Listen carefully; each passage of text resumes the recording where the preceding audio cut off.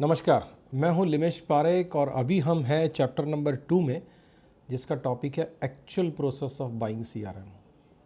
और ये हिस्सा है सर्टिफाइड संगम सीआरएम बिजनेस लीडर इस कोर्स का। तो आइए शुरू करते हैं कि इस वीडियो में हम क्या क्या देखने वाले हैं, क्या क्या समझने वाले हैं। तो ये जो सीआरएम बाइंग करने का पूरा जर्नी होने वाला ना आपका, उसके बारे में ये वीडियो है। बाई करने का डिसीजन कैसे करना है ये हम आपको इसके पहले वाले वीडियो में बता चुके हैं। तो सीआरएम है ना, इसका बाइंग का प्रोसेस ये किसी भी नॉर्मल आईटी इक्विपमेंट या सॉफ्टवेयर की तरह नहीं होता है, ये थोड़ा अलग है। इनफैक्ट कोई भी कॉम्प्लेक्स परचेज आप देखेंगे तो इसके जैसा होता है। तो आज जो टॉपिक्स डिस्कस करेंगे हम, उसमें पहला मुद्दा है कि who should make this buying decision, किसने ये प्रोसेस करना चाहिए और किसने डिसीजन लेना चाहिए। फिर एक मुद्दा यह है कि बहुत से लोग ट्रायल करते हैं, तो ये ट्रायल फेल क्यों होते हैं? हमेशा नहीं तो जनरली फेल होते हैं, ऐसा क्यों होता है? फिर ये बहुत से लोग हैं ना जो या तो एंटरप्राइज में काम करते हैं या कर चुके हैं, और वो लोग जब खुद का धंधा शुरू करते हैं या वो बड़ी कंपनियों को इमिटेट करने की कोशिश करते हैं, then they demand that POC, proof of concept. ये क्या भला है और ये करना चाहिए कि नहीं करना चाहिए, इसका बात करेंगे। फिर हम बात करेंगे कि कंपैरिजन चार्ट है ना, ये क्यों हमेशा यूजलेस होते हैं। ये अपने आप में एक छलावा है, ऐसा क्यों है ये हम डिस्कस करेंगे। उसके बाद हम बात करेंगे जो बहुत से लोगों को क्वेश्चन होता है कि मैं क्लाउड में जाऊं कि मेरे ऑफिस में इंस्टॉल करूं, मेरे डेटा का क्या होगा। ये सारे मुद्दे हैं, तो इसका भी बात करेंगे हम। फिर हम बात करेंगे बेस्ट प्रैक्टिसेस क्या होते हैं, मतलब किस तरह से आप बाय करेंगे तो आपको फैंटास्टिक रिजल्ट आएगा। इसके बाद हम बात करेंगे कि संगम सीआरएम का इकोसिस्टम जो पूरा है ना, ये आपको कैसे मदद कर सकता है। और there we will help you to decide whether you should go for Sangam CRM और नॉट। जरूरी नहीं है कि आपने इधर तक का कोर्स देखा ना तो आपके लिए संगम सीआरएम फिट हो, तो फिट होता है कि नहीं होता है ये हम आप डिसाइड करेंगे जब 7th टॉपिक में। तो शुरू करते हैं पहला मुद्दा। अच्छा, उसके पहले 8वां टॉपिक है जहाँ पे समराइज़ करेंगे। ये समराइज़ इसलिए क्योंकि ये वाला ना बड़ा इंपॉर्टेंट डिसीजन है। इधर गलती हो तो इसके बाद वाले सारे स्टेप्स गलत होने वाले हैं। तो हम वापस एक बार रिवीजन कर लेंगे कि इस वीडियो में क्या क्या हुआ। तो शुरुआत करते हैं। कौन डिसाइड करना चाहिए सीआरएम कौन सा लेना है, या कौन ये सीआरएम डिसीजन का प्रोसेस करेगा? And let me tell you, it's not about authority. ये बात अथॉरिटी की नहीं है, उससे कुछ अलग है। सोचना ये है कि आप डेलीगेट करेंगे या खुद करेंगे। तो ऐसा है कि जो भी सीआरएम के बारे में डिसीजन करेगा ना, उसके पास ये चीज़ होना चाहिए। सबसे पहले तो आपके ऑर्गेनाइजेशन के गोल्स और चैलेंजेस क्या है ये मालूम हो, थोड़ा इतिहास भी मालूम हो और थोड़ा भविष्य में कहाँ जाना है ये भी मालूम हो। जो भी सीआरएम लेने वाला उसको ये मालूम होना चाहिए।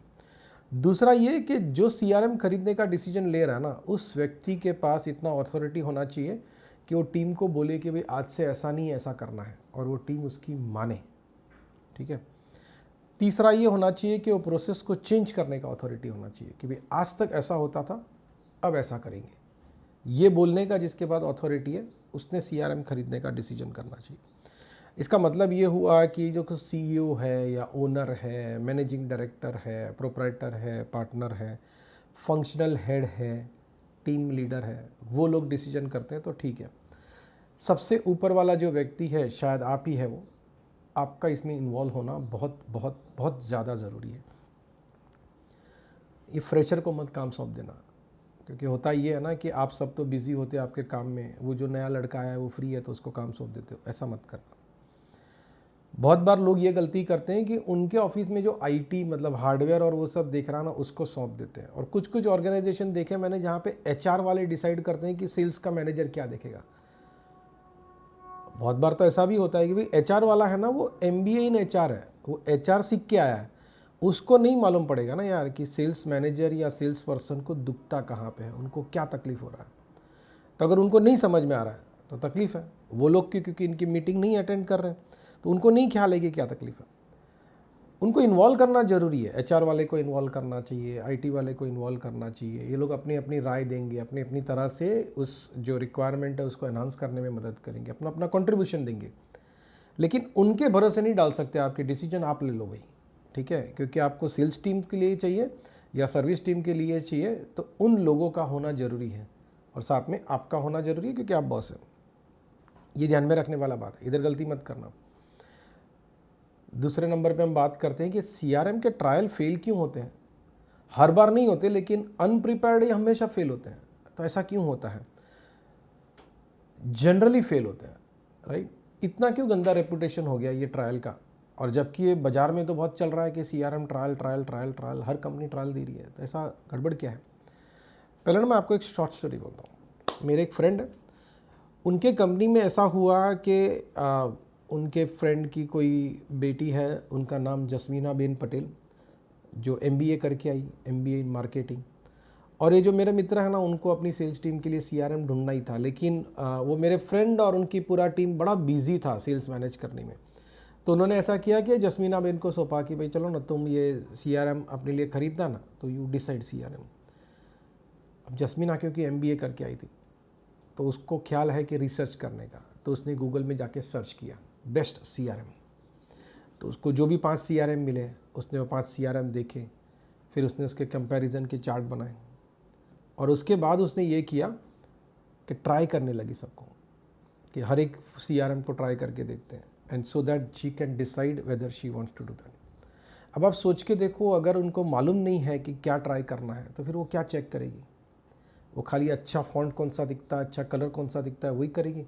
उसको तो नहीं मालूम है ना कि आपका धंधा कैसे चल रहा है। उसको तो नहीं मालूम है कि आपकी सेल्स टीम को दिक्कत क्या हो रही है। उसको नहीं मालूम है कि एज ए बॉस आपको क्या दिक्कत हो रही है सेल्स टीम को मैनेज करने में। तो ये ट्रायल लेने में ना सीनियर आदमी होगा ना तो फ़र्क पड़ेगा। अगर आप खुद ट्रायल करने वाले हैं, देन इट मेक्स फ़र्क। प्लान करना जरूरी है, और प्लान क्या करना है? List of things to check. मतलब आप कोई ट्रायल करने वाले हैं, उसके पहले लिस्ट तो बना लो कि आपको क्या क्या चेक करना है, ठीक है। फिर गोल्स और चैलेंजेस जो है ना, ये आपने वेंडर को बतानी चाहिए ट्रायल करने से पहले, कि भाई मुझे ये दुख है और यहाँ जाना है। फीचर्स का लिस्ट नहीं, आप ये मत बोलना कि मेरे को ये वाला फीचर चाहिए। आप उनको बोलो कि प्रॉब्लम क्या है which I want to solve, let them suggest the features. ये सही तरीका है। फिर आप वेंडर को बोल सकते हैं कि भाई हमको ज़रा तुम बताओ ना ये सारे प्रॉब्लम सॉल्व कैसे होंगे। तो वो आपको एक गाइडेड टूर करेंगे विच विल बी हेल्पफुल। फिर आप चाहिए तो 7-8 दिन तक यूज़ करो या 2 दिन तक यूज़ करो, लेकिन पहले प्लान कर लो कि आपको करना क्या है। एक दिक्कत ये होता है ना ये ट्रायल वाले में, कि दोनों साइड सीरियस नहीं होती है। बहुत बार तो जो वेंडर है उसको मालूम ही नहीं है कि आप ट्रायल कर रहे हैं, क्योंकि ऑटोमेटेड ट्रायल चालू हो गया सब। दूसरा ये दिक्कत होता है कि आपके यहाँ भी कोई सीरियस नहीं है, क्योंकि सबको मालूम है तो ट्रायल हो रहा है, ये कोई यूज़ करना ज़रूरी नहीं है। तब सोचो जब ऐसा होता है कि पूरा का पूरा एक चैप्टर लिखना पड़ता है, making your users use CRM, तो आपको लगता है कि ये ट्रायल चालू करेंगे तो हो जाएगा? मैं आपको मेरा अनुभव बताता हूँ। तो बहुत सारे लोग ऐसे बोलते हैं कि ये हमारा ट्रायल, ये तो अभी तो फ्री है CRM, तो प्रॉब्लम नहीं है। लेकिन एक ज़माना था जब फ्री नहीं होता था, तो पीपल यूज्ड टू से सर हमारा 7 दिन का ट्रायल चालू करो ना। तो ट्रायल चालू करते थे, और 7 दिन में वो ट्रायल बंद हो जाता है, या हम फ़ोन करते हैं 7वें दिन को कि सर आपका ट्रायल का दिन आज पूरा हो रहा है। तो अरे सर वो देखने का ही रह गया, आप एक काम करो ना, मेरे को वापस 7 दिन एक्सटेंड कर दो। फिर वो वापस 7 दिन 7 दिन 7 दिन 2-3 बार होता है, and then ultimately it never happens. This is because of lack of seriousness. तो ऐसा मत करो, इससे रिजल्ट नहीं आएगा। थोड़ा ना मैं चाहता हूँ कि आप अपने आप को एक सवाल पूछे, एक कंपनी ये ट्रायल देती क्यों है, ठीक है। क्या आपको ऐसा लगता है कि जेन्युइनली ये आइडिया है कि आप उसको यूज़ करें, फील करें, सीख जाए और डिसीजन ले? हाँ ये है कारण ऐसा, लेकिन पूरा ये कारण नहीं है। शांति से सोचिए क्या है कारण, why people are giving trials, ठीक है। मैं आपको अंदर की बात बोलता हूँ, ये ट्रायल फ्री देते हैं ना, उससे ना लीड जनरेशन का काम होता है। सही पकड़े आप, ठीक है। तो ये लीड जनरेशन करने के लिए ट्रायल दिया जा रहा है, आपके बेनिफिट के लिए नहीं दिया जा रहा है। बात समझ रहे हैं? तो ट्रायल को किस तरह से समझना है और उसका कैसे उपयोग करना है, you need to be very clear in that. और मैं मानता हूँ कि CRM कौन सा सही है ये समझने के लिए शायद ट्रायल एकमात्र रास्ता नहीं है, you will have to do lot of other things. क्या करना है ये इसी वीडियो में हम देखेंगे। फिर कुछ लोग होते हैं ना, वो पुराने आदतों वाले होते हैं, पुराने नहीं एक्चुअली वो पुरातन आदतों वाले होते हैं, तो वो POC मांगते हैं, प्रूफ ऑफ कंसेप्ट। तो प्रूफ ऑफ कंसेप्ट का कैसा रहता है कि वो बोलते हैं कि मुझे जो जो चाहिए वो पूरा का पूरा मेरे यहाँ पे चालू करके दिखाओ, मैं सब कुछ देखूंगा and then I will place the order. तो पहले तो ये समझो कि ये प्रूफ ऑफ कंसेप्ट वाला आइडिया ना ये कॉस्टली होने वाला है। पहला तो ये कि POC जो है ना ये फ्री नहीं होता, ये हमेशा पेड होता है। ऐसा क्यों पेड होता है? ये ना मूर्ति बनाने जैसा है। अगर आप मुझे बोलो कि अच्छा तुम मूर्तिकार हो, मूर्ति बना दो, डेमो करो पहले मूर्ति बनाने का, तुम अगर मेरी मूर्ति सही से बना पाए तो मैं आपको ऑर्डर दूंगा। तो उसके लिए मुझे तो मूर्ति बनाना पड़ेगा ना भाई, मुझे वो सब कुछ करना पड़ेगा जो मैं ऑर्डर मिलने के बाद करता शायद। तो इसलिए जनरली ऐसा प्रैक्टिस है कि पीओसी हो वो पेड होता है। तो मान लो ऐसा हुआ कि मैंने आपको पीओसी के 2 लाख रुपए बोले, अगर ऑर्डर आप मुझे दोगे तो मैं वो 2 लाख रुपए एडजस्ट कर दूंगा, और अगर आप नहीं दोगे that's your expenditure for POC. तो पहले ये सोच लो ऐसा पीओसी आपको कॉस्ट वाला करना है कि नहीं करना है, क्योंकि मेहनत तो दोनों की सेम लगने वाली है, आपकी भी और वेंडर की भी। और अगर ऐसा है कि आपका वेंडर बोलता है नहीं नहीं सर हम तो फ्री में पीओसी कर देंगे, इसका मतलब क्या वो आपको समझना चाहिए। मैं कुछ नहीं बोलूँगा, आप समझ जाओ। और ये पीओसी लेने भी वाले ना तो पूरा होमवर्क कर लो, आपके ऑब्जेक्टिव बड़े क्लियर होने चाहिए कि आपको एग्जैक्टली क्या क्या दिखना चाहिए, क्या क्या मिलना चाहिए। फिर जो लोग इन्वॉल्व है सीआरएम में, मतलब आपके टीम लीडर्स, आपके दूसरे डायरेक्टर्स, आपके फंक्शनल हेड्स, बिजनेस हेड्स, कुछ यूज़र्स, वो सारे इन्वॉल्व होने चाहिए। पीओसी जनरली ना लार्ज कंपनीज करते हैं, तो अगर आपका छोटा ऑर्गेनाइजेशन है तो ये पीओसी के चक्कर में मत पड़ना, नहीं मज़ा आएगा। फिर ये डेटा क्वालिटी और इंटीग्रेशंस के बारे में होगा, मतलब अगर आपको पीओसी करना है सीआरएम का तो आप उसको डेटा डालना पड़ेगा, तो डेटा बनाना पड़ेगा, ये सारा चीज़ का तैयारी करके रखना। और जितना ज़्यादा आप अपनी वेंडर को क्लियरली कम्युनिकेट करोगे कि आपको क्या चाहिए, उतना ज़्यादा चांस है कि आपको जो चाहिए वो मिलेगा। अब मैं आपको इससे एक अच्छा रास्ता बताता हूँ। ये ट्राइड एंड टेस्टेड रास्ता है, हर बार चलता है, और हम लोग बहुत टाइम से ये कर रहे हैं। बहुत टाइम से मतलब बहुत सालों से हमने सीआरएम का बिजनेस चालू किया उसके पहले से, and it is always successful. ये होता ये है कि we tell the customer to do CPO rather than doing POC. अब आप बोलोगे कि सीपीओ क्या है, आप बोलोगे, सवाल ही नहीं है। उसके पहले मैं आपको एक स्टोरी बोलता हूँ। अब ये उस ज़माने की बात है जब भी हम लोग है ना थिन क्लाइंट का बिज़नेस करते थे। तो एक अच्छे खासे बड़े ऑर्गेनाइजेशन के एक सीटीओ साहब ने हमको बोला कि मुझे थिन क्लाइंट का सेटअप करना है और पीओसी करना है, और उसको पूरा इंटीग्रेट करना है। मेरा एक विंडोज़ का सर्वर होगा, एक एडी सर्वर है एक्टिव डायरेक्टरी का, एक एप्लीकेशन सर्वर है, डेटाबेस सर्वर है, ये सब इंटीग्रेट होकर चलना चाहिए, और मुझे एक्टिव डायरेक्टरी से पूरा कॉन्फ़िगरेशन होता है कि नहीं होता ये बताना है। अब वैसे देखो ना तो ये विंडोज़ का सेटअप है, मेरा सेटअप नहीं है, थिन क्लाइंट का, और उसमें कोई रोल नहीं है, लेकिन फिर भी हमने पूरा किया। 7-8 दिन का काम था, वो पूरा किया। अब तब हम नए नए थे तो ऐसी गलती हो जाती है, आपसे भी हुई होगी शायद। तो हमने वो पूरा किया, और उसके बाद वो हो गया, सब सक्सेसफुली दिखा, उन्होंने बोला हाँ बराबर है बराबर है, ऑल गुड। हमको शाबाशी भी दी, वर्बली दी, मेल वेल में नहीं डाला, लेकिन बोला अच्छा है करके। फिर हम फॉलोअप करते रहे, कुछ हुआ नहीं। फिर 3 हफ्ते बाद हमको अचानक मालूम पड़ा कि वो सीटीओ साहब ने ना कहीं और लगे हैं, दूसरे ऑर्गेनाइजेशन में लगे, और जिस ऑर्गेनाइजेशन में लगे हैं उस ऑर्गेनाइजेशन में एक्टिव डायरेक्टरी का सेटअप था, and he just wanted to learn that. अब सोचो उसमें उसने हमारे 7 दिन निकाले, हमने इतना मेहनत कर डाला। तो उससे तो अच्छा होता है कि हम ये सीपीओ वाला स्टोरी बोलते। तो सीपीओ क्या होता है? CPO is conditional purchase order, मतलब आप परचेस ऑर्डर दे दो, उसके बाद ये पूरा इम्प्लीमेंटेशन कराओ। इसमें एक एनजे की तरफ से होता है, तो हम लोग ऐसा बोलते हैं कि अगर आपके सेटिस्फेक्शन के हिसाब से, जिस तरह से आपने हमको पीओ दिया है और उसमें जो जो लिखा है वैसा हम नहीं कर पाए, तो आपने जितना पैसा दिया ना हम वापस दे देंगे, नो क्वेश्चन आस्क्ड। ठीक है, तो that makes a huge difference. इसमें ना एक बहुत बड़ा फ़ायदा ये होता है कि न तो दोनों साइड में से किसी का टाइम वेस्ट होता है, न पैसा वेस्ट होता है, न रिसोर्स वेस्ट होता है। क्योंकि क्या होता है कि लेट्स से यही सीटीओ साहब जो मैंने आपको स्टोरी बोला, उनको मैं पीओसी नहीं करता और सीपीओ मांगता, ठीक है, कि आप कंडीशनल परचेस ऑर्डर ले लो, तो he would have required to ask his finance team. उनको शायद अपने सीईओ से भी बात करनी पड़ती। तो सीईओ को तो मालूम था कि इसने जॉब का रेजिग्नेशन दे दिया है, नोटिस पीरियड पे है, हमको नहीं मालूम था ना, तो पकड़े जाते फिर। लेकिन वैसा किया नहीं और हमने ये गलती कर डाला। तो आप मत करना, नहीं तो आप किसी को बोलोगे और वो पीओसी करवा देगा। एक कंडीशनल परचेस ऑर्डर रिलीज़ करने में एक बेनिफिट ये भी है कि हर कोई सीरियस होता है और रिज़ल्ट फैंटास्टिक आता है। एक दूसरी पुरानी आदत है लोगों की, और वो आदत ये है कि वह ना कंपैरिजन चार्ट्स बनाते हैं बहुत सारे। ठीक है, हर फीचर का कंपैरिजन चार्ट बनाते हैं, या तो खुद बनाते हैं या वेंडर को बोलते हैं बनाने को। ये भी पुरानी नहीं पुरातन आदत है। अब उसके साथ प्रॉब्लम क्या है ना, ये थोड़ा सा डिस्कस करते हैं। अच्छा, अगर आप ये करते थे अब तक तो ज़्यादा गिल्टी फीलिंग मत करना, बहुत से लोग करते हैं, मैं भी एक ज़माने में करता था।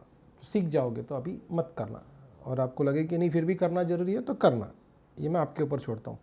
मुझे बताना चाहिए था तो मैंने बता दिया, फिर आप बोलना नहीं कि मैंने बताया नहीं। ऐसा है कि अगर आप सबसे सस्ता कार और समझो सबसे महंगा कार, इसका एक कंपैरिजन चार्ट बनाते हो तो है ना 99.3% फीचर्स सेम आएंगे।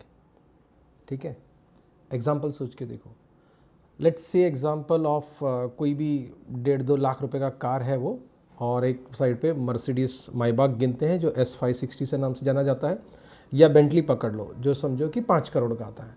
तो 2 लाख रुपए का कार वर्सेस 5 करोड़ का कार, दोनों में 4 टायर है, स्टीयरिंग व्हील है, इंजन है, कांच है साइड पे है, बैठने का जगह है, डिक्की है, आगे का कांच है, ब्रेक है कि नहीं है, ये सब कुछ है।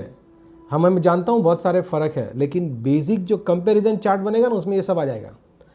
सेम गड़बड़ होता है जब CRM के बारे में चार्ट बनाया जाता है।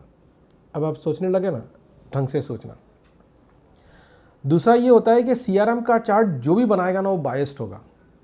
ठीक है, अगर मैं बना के दूंगा तो ऑब्वियसली मैं उसमें संगम CRM के बेनिफिट ज़्यादा हाईलाइट करूंगा, और वही चीज़ अगर दूसरे किसी ने वेंडर ने बनाया तो उसके हाईलाइट करेगा। ठीक है, तो आप किसी के पास भी बनवाओगे तो वो तो हमेशा बायस्ड होगा, और आप खुद बनाओगे तो जिस प्रकार का मेहनत लगता है ना, इट्स नॉट वर्थ इट, मत करना, सच बोल रहा हूँ, हमेशा बायस होता है।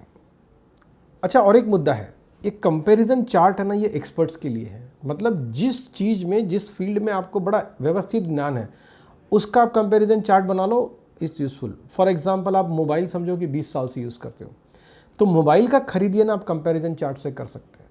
ठीक है, CRM का नहीं खरीद सकते, और CRM अगर पहली बार खरीद रहे हैं तब तो कभी नहीं कर सकते। तो ये ध्यान में रखना कि अगर आप कंपैरिजन चार्ट यूज़ करना चाहते हो तो। अब बात करते हैं वही सबसे बड़ा सवाल कि ऑन साइट होना चाहिए कि क्लाउड होना चाहिए।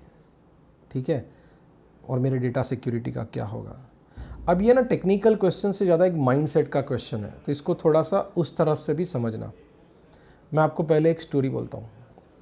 ऐसा है कि आज से 100 साल पहले मेरे और आपके बाप दादा ये बैंक में पैसा नहीं रखते थे, वो है ना अपने घर में नीचे खड्डा करके रखते थे। उनको ऐसा बिलीफ था कि बैंक में रखेंगे ना वो सेफ़ नहीं है, अपना पैसा दूसरे के पास रखने का, यार ये कहाँ का बात है। और उसके बदले में वो अपने को देगा क्या, तो बोले एक ऐसे कागज़ के टुकड़े पे लिख के देगा कि तेरा पैसा मेरे पास है। That does not use to make sense. क्या आप और मैं आज ऐसा करते हैं? नहीं करते। क्यों? क्योंकि ज़माना बदल गया। अब अपने को मालूम पड़ गया कि बैंक कैसे काम करता है, अब अपने को मालूम पड़ गया है कि बैंक्स आर रिलायबल।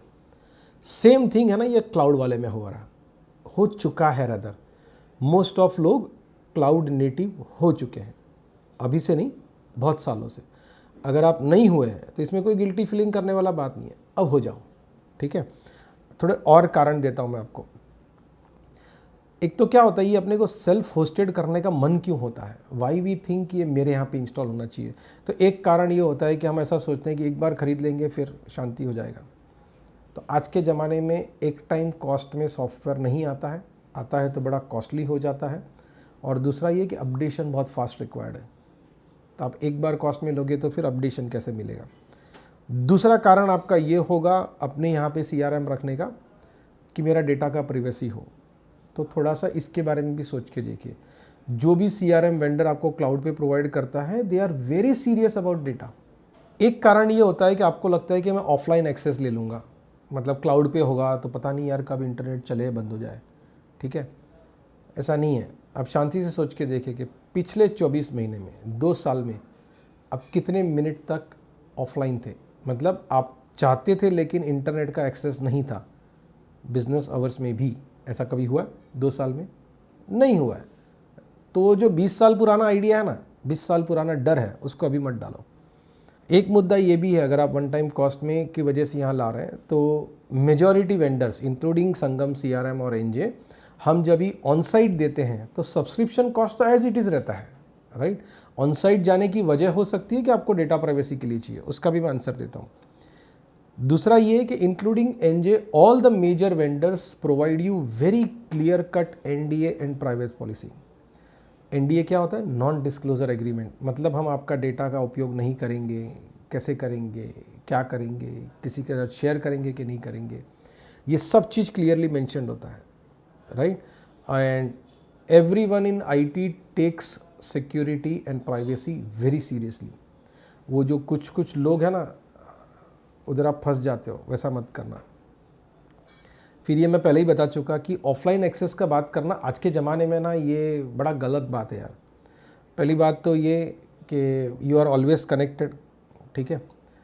ऐप्स भी कनेक्टेड है, मतलब आपका CRM है, ये आपके मेल सर्वर से बात कर रहा है, ये आपकी वेबसाइट से बात कर रहा है, ये आपके मोबाइल ऐप से बात कर रहा है, और बहुत सारी चीज़ों से बात कर रहा है। तो ये आप ऑफलाइन रखोगे तो ये होगा कैसे? ये नहीं होगा।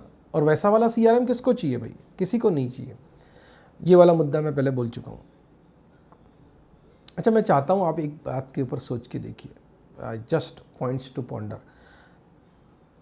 पहला तो ये मैं क्लैरिफाई कर लूँ कि NJ and me all respect your data and privacy very much, ठीक है।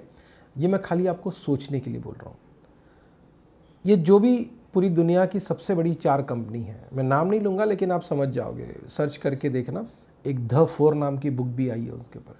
ये 4 दुनिया की सबसे बड़ी टेक्नोलॉजी कंपनी है। इनको आपके बारे में सब कुछ मालूम है, सब कुछ, यस। और जब इतना ज़्यादा कुछ मालूम है आपके बारे में, क्या आपको चिंता हो रहा है? होना चाहिए ऐसा लगता है? ठीक है, आप शांति से इसके ऊपर सोचना। I just wanted to put this thought in your mind. दूसरा पर्सपेक्टिव देखते हैं। बहुत से लोगों को अपना डेटा बड़ा वैल्यूएबल रहता है, होना ही चाहिए, सवाल ही नहीं है, वो आपका ही डेटा है। एक पर्सपेक्टिव ऐसे देखिए कि ये सच में यूजेबल है डेटा, आप यूज़ कर रहे हो। मतलब आप जो बोल रहे हो कि मेरे पास मेरे 2000 कस्टमर्स का डेटा है, अरे कुछ लोगों का तो ऐसा है, उन्होंने कहीं से कॉपी किया हुआ एक एक्सेल का शीट था जो 18 साल पहले मिला था, उसके अंदर बहुत सारे इंडिया के और देश दुनिया के सारे कंपनीज का लिस्ट है। They think that that is there data. नहीं, ये आपका डेटा नहीं है सर, ये तो किसी और का डेटा है जो गलती से आपके पास आ गया था। या आप ऐसा मान लो कि आपके ही कस्टमर्स का लिस्ट है, आप उसको यूज़ कर रहे हैं कि नहीं कर रहे हैं? आप उस लिस्ट को कुछ प्रमोशनल मैसेज भेज रहे हैं, कनेक्शन कर रहे हैं कि क्या कर रहे हैं? दूसरा एक सोच के देखिए कि आपका जो बिजनेस है ना, वो क्या सिर्फ ये कॉन्टैक्ट्स और कनेक्ट्स पे ही डिपेंड है? आपका ब्रांड, आपका रिलेशनशिप्स, ये कुछ मायने नहीं रखता है, राइट। ये डेटा जब यूजेबल होता है ना तो मायने रखता है। ये वाला मुद्दा इस कोर्स में, इस वीडियो में यहाँ लाने का बात, ये थोड़ा एंटीथीसिस जैसा लगता है ना। मैं प्राइवेसी की बात कर रहा हूँ और मैं थोड़ा आपको डेटा के बारे में ऐसी सब बातें बोल रहा हूँ, या ऐसे बता रहा हूँ आपको कि भाई आपका डेटा तो सबको मालूम है। ये इसलिए बोल रहा हूँ कि if you make your CRM data usable and trustable, then only that makes sense for your business. तो make your CRM data usable, इसके ऊपर ध्यान से सोचना। अब बेस्ट प्रैक्टिसेस की बात करते हैं। और ये खाली CRM में नहीं, आपको दुनिया का कोई भी सॉफ्टवेयर या कोई भी प्रकार का कॉम्प्लेक्स सॉल्यूशन खरीदना है जिसके ऊपर आप एक्सपर्ट नहीं हो, तो ये टिप्स काम लगेंगे। आप लिख लो पक्का, इग्नोर मत करना, और करो तो आप अपनी जिम्मेदारी पे करना। सबसे पहला काम ये करो कि आपकी रिक्वायरमेंट्स का लिस्ट बना लो। ऐसा नहीं है कि इसके लिए कोई कंसल्टेंट हायर करना पड़ता है। मैं आपको सिंपल आइडिया बोलता हूँ, आप अपने ऐसे पूरे टीम के साथ बैठो और बोलने लगो सब एक जन, ये भी होना चाहिए, ये भी होना चाहिए, तो then you will have a list. वो जो लिस्ट बनाए ना, ऐसे ही किसी वर्ड डॉक्यूमेंट में बना लो, वही आपका हो गया रिक्वायरमेंट का लिस्ट। इसमें एक बात का ध्यान रखना है, आपको फीचर्स का लिस्ट नहीं बनाना है, ठीक है। ये नहीं बनाना है कि ये चलना, ऐसा होना चाहिए, ऐसा होना चाहिए, ऐसा नहीं। आप ये लिस्ट बनाओ कि challenges which you want to solve and goals which you want to achieve. Now take this list to your vendor. उसको ये मत बोलना कि तू डेमो बता, ठीक है। वो प्रोडक्ट का वॉक थ्रू बताते हैं, ये एकदम वेस्ट कर रहे हैं आपका टाइम, और आपको लगता है कि आप बहुत मेहनत कर रहे हो। ऐसा मत करना। उससे अच्छा क्या है कि पहले आपके गोल्स और ऑब्जेक्टिव्स हैं ना, वो डिस्कस कर लो उनके साथ। फिर उनको बोलो कि भाई तुम हमको इसका सॉल्यूशन समझाओ, दिखाओ नहीं, समझाओ, ठीक है। नहीं तो वो डेमो दिखाने लगेंगे। अपने को डेमो नहीं देखना है, समझना है। ये समझने के बाद फिर उनको बोलो कि अच्छा अब ये बता कि तूने जो सॉल्यूशन बोला ना, वो यहाँ चलता कैसे है। ये एकदम सही तरीका है प्रोडक्ट को समझने का कि क्या ये प्रोडक्ट मेरे प्रॉब्लम सॉल्व करेगा कि नहीं करेगा। एक इम्पॉर्टेंट बात, वो जो ऑनलाइन रिव्यूज़ होते हैं ना, इसके ऊपर मेहरबानी करके आंख बंद करके विश्वास मत करना। Of course online reviews are great, मतलब कोई एक ऑर्गेनाइजेशन है जिसके 3 रिव्यू है और दूसरे ऑर्गेनाइजेशन के 30,000 रिव्यूज़ है, तो डेफिनेटली फ़र्क है, लेकिन सिर्फ उसके भरोसे मत चलना। आपको और एक स्टेप करना है। वो क्या करना? आपके जो भी वेंडर्स हैं जिसके पास से आप CRM या कुछ भी खरीदने वाले हैं, उनको बोलो 3 कस्टमर्स का नाम दे जो शायद आपकी इंडस्ट्री के हैं या आपके ज्योग्राफी के हैं। उन कस्टमर्स से बात करिए, ठीक है? और क्या बात करना है आपको? उनको 5 सवाल पूछना है, एग्जैक्टली 5, राइट? मैं बताता हूँ क्या क्या। सबसे पहले तो ये पूछो कि भाई ये कंपनी कैसा है, उनका प्रोडक्ट कैसा है, आपको कैसा लगा। दूसरा ये सवाल पूछो कि उनका सपोर्ट कैसा है, बराबर करते हैं कि नहीं करते, ठीक है? तीसरा ये पूछो, ये बहुत इंपॉर्टेंट है, आपको CRM इम्प्लीमेंट करने में क्या क्या प्रॉब्लम आया। क्योंकि क्या है मालूम है, जो प्रॉब्लम इनको आया है ना, वो आपको भी आने ही वाला है एक न दूसरे स्वरूप में, तो आएगा ही आएगा। तो इनको पूछो कि आपको क्या क्या प्रॉब्लम आया। फिर पूछो कि आपने ये प्रॉब्लम सॉल्व कैसे किया, ठीक है? और आखिरी सवाल पूछो कि ये वेंडर ने कैसे आपको हेल्प किया वो प्रॉब्लम सॉल्व करने में। जब आप ये 5 सवाल पूछ लेते हैं ना, तब अपने आप नक्की कर पाओगे कि इस वेंडर के साथ जाना है कि नहीं जाना है, ठीक है? वो जो कॉन्फिडेंस आएगा ना, वो किसी CRM ट्रायल से, किसी चार्ट से नहीं आ सकता है, इसके सिवाय नहीं आएगा। वो आप सेल्स पर्सन आपको प्रेजेंटेशन दिखा रहा है प्रोडक्ट का, उससे भी ये कॉन्फिडेंस नहीं आएगा जो कॉन्फिडेंस आपको आएगा 3 कस्टमर से बात करने पे। सबसे इम्पॉर्टेंट बात यह है कि जब भी आप ये वेंडर के कस्टमर से बात कर रहे हो और अपने यहाँ पे पूरा सोच रहे हो बाय करने का, तो ये बात को कभी मत इग्नोर करना कि आपके टीम का ना चेंज एपिटाइट कितना है, वो कितना परिवर्तन एक साथ सहन कर सकते हैं, ठीक है? तो मतलब आप एकदम साधारण व्हाट्सएप पे कम्युनिकेशन करते थे और अब बोलोगे कि मेरा फुल फ्लेज CRM बनेगा जिसमें लीड मॉड्यूल में मैं 28 फील्ड डाल दूंगा, तो शायद आपका टीम वो परिवर्तन सहन नहीं कर पाएगी। तो ये सोच के करना। अब मुद्दा बात करते हैं संगम CRM एंड यू, कि संगम CRM आपको यूज़फुल है कि नहीं है। ये सिर्फ टेक्नोलॉजी का बात नहीं है, फिलॉसफी और इकोसिस्टम का बात है। क्योंकि आप जब भी CRM खरीदते हैं ना, तो ऐसा नहीं होता है कि you are buying just CRM, just the software, you are buying the entire ecosystem, ठीक है?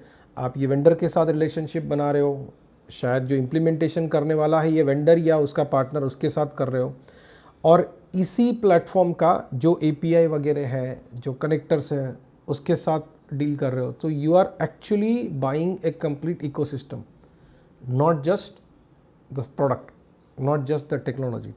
तो इकोसिस्टम क्या है ना, ये समझते हैं। पहले तो ये समझते हैं कि संगम CRM है ना, 2 वेरिएंट में आता है, 2 वर्जन्स में है। वो क्या है? एक तो फ्री वाला है, ठीक है, ये आप अब तक जान चुके होंगे। फ्री वाले में पेड में जितना कुछ है ना उतना सब कुछ है। रिपीट, जितना कुछ पेड वर्जन में है ना उतना सब कुछ फ्री में है, कुछ फ़र्क नहीं है। एक ही फ़र्क है कि अगर आप 10 से छोटे हैं, 10 यूज़र से कम है आपकी इधर, तो आपको 1 भी रुपया चार्ज नहीं होता है। एंटायर CRM इज़ फ्री, ठीक है, फ्री फॉर एवर। आपको होस्टिंग चार्जेस भी नहीं देना है, कुछ नहीं देना है, और आपको कम्युनिटी से सपोर्ट मिलेगा जो बहुत फैंटास्टिक है। इसके पहले वाले वीडियो में भी मैंने आपको बताया था। और आप पार्टनर्स के पास से भी सपोर्ट ले सकते हैं, लेकिन पार्टनर आपको चार्ज करेंगे क्योंकि उनको भी घर चलाना है भाई।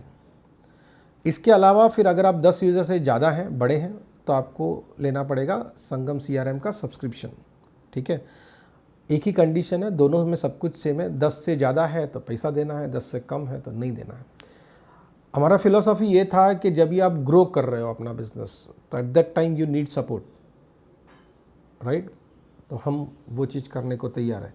और आप जब ग्रो कर जाओ तो हमको भी सपोर्ट करना थोड़ा, तो हमारा भी घर चल जाए।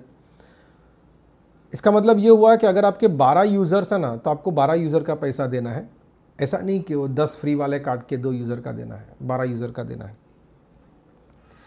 आपको सपोर्ट मिलेगा कम्युनिटी से, ईमेल से, टेलीफोनिक, रिमोट सपोर्ट सारा मिलेगा। और जितने कोर्सेज पेड है ना, फ्री वाले का तो एक्सेस है ही है, पेड कोर्सेज है ना, वो भी सब आपको फ्री में मिलते हैं क्योंकि आप सब्सक्रिप्शन करके आए हो।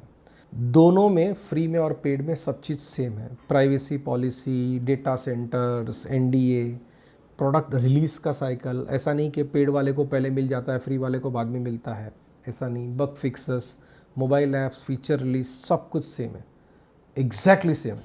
कोई फ़र्क नहीं है।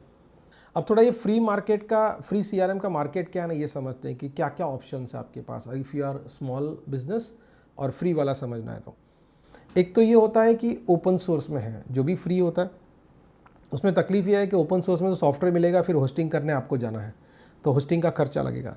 उसके बाद ये होगा कि उसका ना इम्प्लीमेंटेशन और कस्टमाइजेशन कॉस्ट बड़ा भारी होता है। उससे भी बड़ा प्रॉब्लम ये है कि you are heavily dependent on one single partner for implementation, क्योंकि जो कुछ किया उसने करके दिया, उसकी एक्सपर्टीज़ पे आप डिपेंडेंट हो। तो ये ना कभी कभी आपका लॉक बन जाता है कि भाई आप उसके साथ बंध गए, यू कांट मूव अहेड। बाहर से कुछ भी दिखता हो लेकिन ऐसा होता है।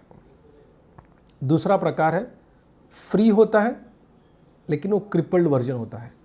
मतलब अगर उनके पेड प्रोडक्ट में समझो कि 20 फीचर्स हैं तो फ्री वाले में 20 नहीं होंगे, 5 होंगे, 2 होंगे, 12 होंगे, और वो भी लिमिटेड तरीके से होंगे।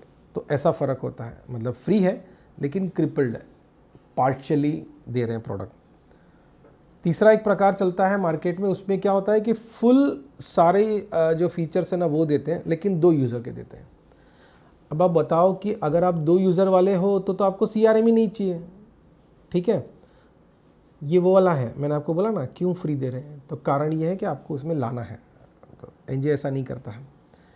चौथा भी एक प्रकार है जहाँ पे आपको सीआरएम फ्री देते हैं लेकिन आपका डेटा बेचेंगे, और वो छोटे छोटे अक्षर में इस तरह से लिख देते हैं कि आपको ध्यान भी नहीं आएगा, लेकिन अब आपका डेटा कॉम्प्रोमाइज़ हो रहा है।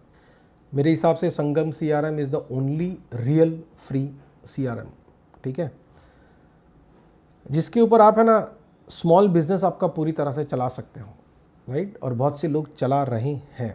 अब सवाल ये आता है कि अगर संगम सीआरएम फ्री दे रहे हैं तो एनजे कमाएगा कैसे, मतलब सस्टेन कैसे करेगा ताकि ये वाला कंटिन्यूसली दे सके, क्योंकि हमने बोल तो दिया कि it is free for ever, लेकिन हम चलाएंगे कैसे, ये खेल चलेगा कैसे, थोड़ा उसको समझते हैं, क्योंकि ये बहुत इंपॉर्टेंट क्वेश्चन है, बहुत से लोगों को है। मतलब 1 करोड़ रुपए का सवाल है या $1 बिलियन क्वेश्चन है। तो let's understand how do we survive. एक तो मुद्दा ये है कि हमारे पेड कोर्सेस है, lot of people are buying it. वो पेड कोर्स काफ़ी इकोनॉमिकल रेट्स पे है अभी, लेकिन तो भी लोग खरीद रहे हैं, तो इससे हमारा ना होस्टिंग का खर्चा में थोड़ा बहुत मदद हो जाता है। ये पूरा का पूरा रेवेन्यू मॉडल नहीं है, लेकिन हमारा उसमें थोड़ा बहुत क्या बोलते हैं, हमको सब्सिडी मिल जाता है। दूसरा मुद्दा ये है कि रिसर्च बोलता है कि 100 जन अगर धंधा चालू करते ना तो 15% लोग है ना अगले 1.5-2 साल में ग्रो कर जाएंगे, ठीक है।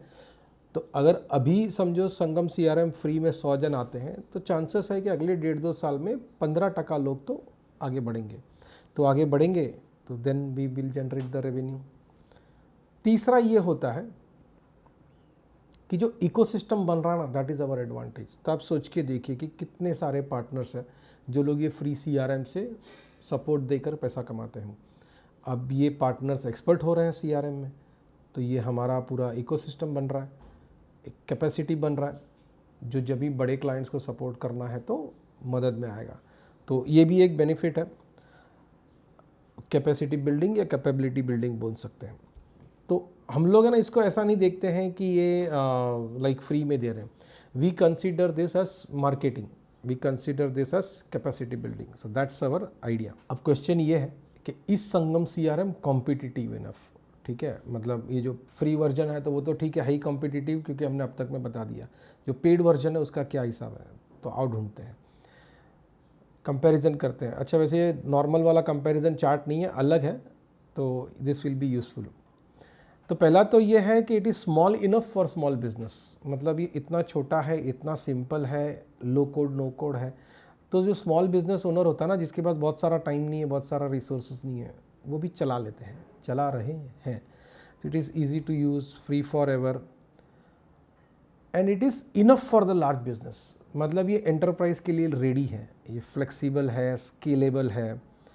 इसका जो आर्किटेक्चर है वो उस तरह से डिज़ाइन किया गया है कि इसमें लाखों ट्रांजैक्शंस आए तो भी ये बैठ नहीं जाएगा। तो वो सब पूरा ध्यान रखा हुआ है।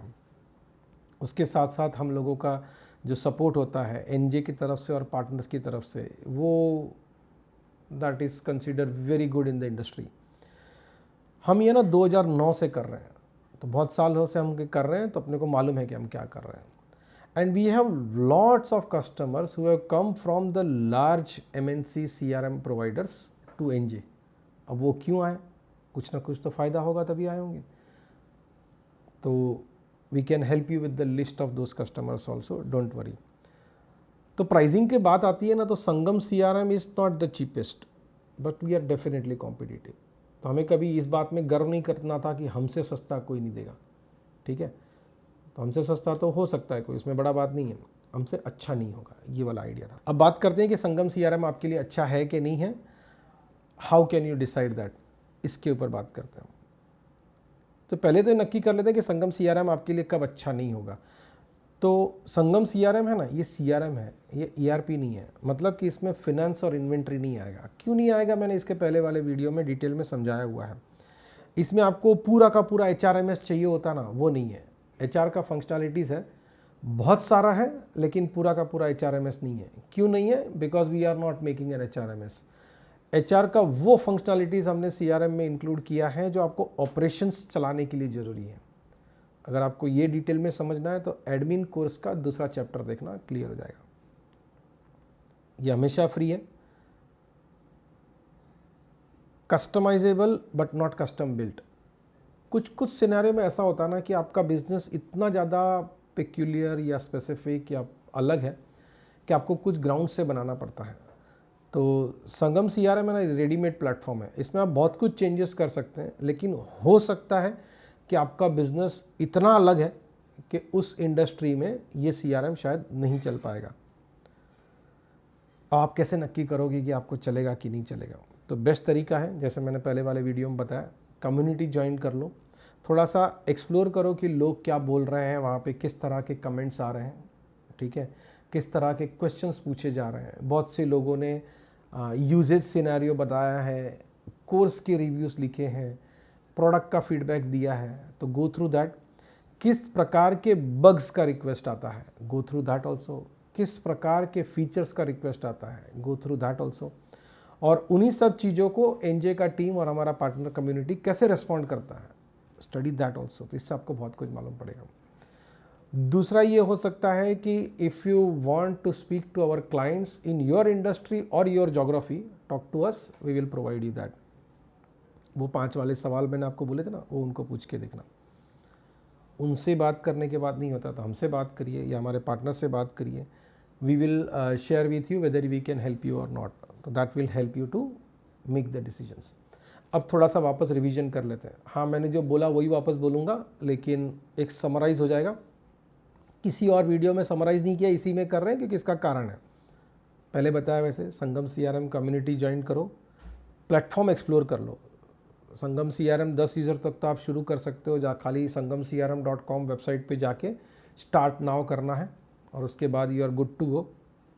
याद रहे, पहले कम्युनिटी ज्वाइन करना, बेसिक वीडियोस देखना, फिर CRM स्टार्ट करना. पहले CRM एक्सप्लोर कर लूँगा फिर कम्युनिटी ज्वाइन कर लूँगा, ऐसा नहीं चलता है. कोर्सेज थोड़े देख लो तो आपको ये कॉन्फिडेंट हो जाएगा कि ये वाला प्रोडक्ट आपके लिए है कि नहीं है. You will be very clear. पहले बताया ऐसे, कुछ कस्टमर से बात करो, हमसे या हमारे पार्टनर से बात करो, and you should be good. तो ये वीडियो यहाँ ख़त्म होता है. अगले वीडियो में मिलेंगे और उस वीडियो के टॉपिक का नाम है implementing CRM. Thank you very much for watching this. See you soon.